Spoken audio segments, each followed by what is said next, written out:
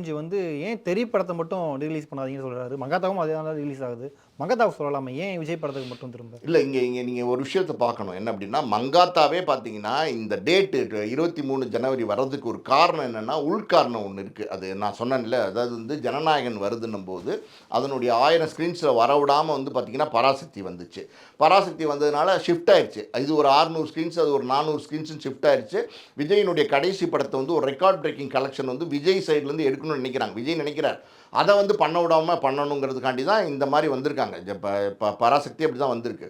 So long ரன்ல எடுக்க விடாம பண்ணணும்னு தான் வந்து பார்த்தீங்கன்னா, மங்காத்தா வந்து ஜனவரி 23 ரிலீஸ் டேட் அனௌன்ஸ் பண்ணிட்டாங்க. இப்போ மங்காத்தா ப ஆல்ரெடி அனௌன்ஸ் பண்ணி எல்லாமே வந்து பிளான் எல்லாம் வந்து எக்ஸிக்யூட் பண்ணிட்டாங்க. தியேட்டர்ஸ் எல்லாமே புடிச்சுட்டாங்க. ரெட் ஜெயின் தான் ரிலீஸ் பண்றாங்க.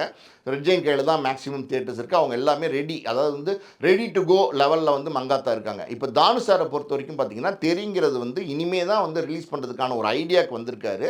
ஸோ இப்படி இருக்கிற சூழ்நிலையில அதை நிறுத்தி வைக்க முடியுமா அப்படின்னா, நிறுத்தி வைக்க முடியும் அப்படிங்கிறதுனால தெறி வர வேணான்னு சொல்லியிருக்காங்க. இன்னொரு பக்கம் பார்த்தீங்கன்னா, மங்காத்தா வந்தா கூட இதுக்கான தியேட்டர்ஸ் இதுக்கு கிடைக்கும். ஆனா தெறி மங்காத்தா வரும்போது என்ன ஆகும்னா, எப்படி விஜயினுடைய அஜித் வாரிசு துணிவு வருமோ, அந்த அளவுக்கு வந்து பார்த்தீங்கன்னா, இன்னைக்கு தியேட்டர்ல கொண்டாட ஆரம்பிச்சுட்டாங்க.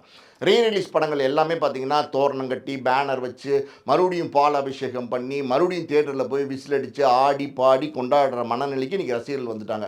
உண்மையாலுமே அந்த மனநிலையில ரசிகர் இருக்காங்களோ இல்லையோ, ஆனா இந்த மாரி பெரிய ஸ்டார்ஸோட படங்கள் வரும்போது, அந்த மாரி ஒரு செலிப்ரேஷன் மூட் அவங்க ஆட்டோமேட்டிக்கா இப்ப வர்றாங்க. அந்த அளவுக்கு வந்து ரசிகர்கள் வந்து நடிகர்கள் மேல வந்து வெறித்தனமா வந்து இன்னைக்கு வந்து அன்ப காமிக்க ஆரம்பிச்சுட்டாங்க.